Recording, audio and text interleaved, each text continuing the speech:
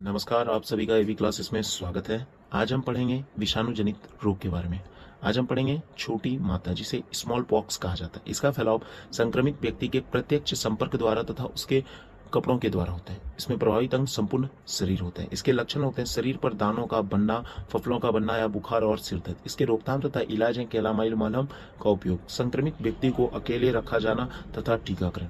अब हम पढ़ेंगे बर्ड फ्लू के बारे में। बर्ड फ्लू विषाणु इन्फ्लुएंजा विषाणु की वजह से होता है। इसमें फैलाव अधपके मांस तथा अंडे के द्वारा होता है। इसके प्रभावित अंग होते हैं यकृत।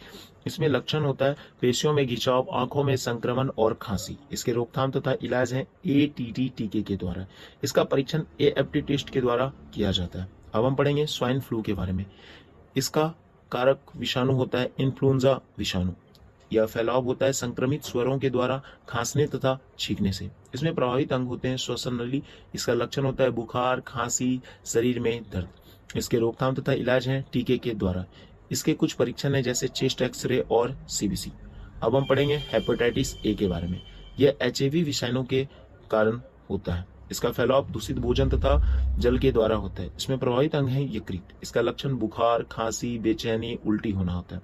इसके रोकथाम तथा इलाज है टीके के द्वारा और इसका परीक्षण है एचआईवी एंटीबॉडी टेस्ट। अब हम पढ़ेंगे हेपेटाइटिस बी के बारे में। यह एचबीवी वायरस के द्वारा होता है। इसका फैलाव संक्रमित रक्त के द्वारा होता है। इसमें प्रभावित अंग होते हैं यकृत। इसका लक्षण त्वचा तथा आंखों का पीला पड़ना, रक्त वाहिकाओं में सूजन, पेट उदर में द्रव का इकट्ठा होना। इसके रोकथाम तथा इलाज है एचबीवी टीके के द्वारा। इसका परीक्षण होता है एचबीवी एंटीबॉडी परीक्षण। अब हम पढ़ेंगे हेपेटाइटिस सी के बारे में।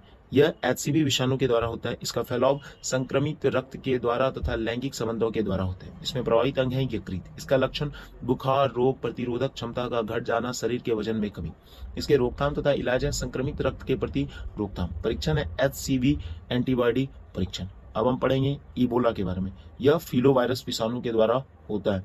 इसका फैलाव संक्रमित तथा शारीरिक द्रवों के द्वारा होता है। इसमें प्रभावित अंग होते हैं यकृत, वृक्क, फेफड़े। इसके लक्षण होते हैं बुखार, सिर दर्द, पेशियों में दर्द, आंतरिक रक्तस्राव। इसके रोकथाम तथा इलाज है संक्रमित व्यक्ति के शारीरिक द्रवों के प्रति रोकथाम।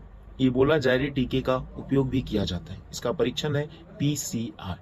अब हम अपने अगले पार्ट में पढ़ेंगे जीवाणु जनित रोग। धन्यवाद। जय हिंद।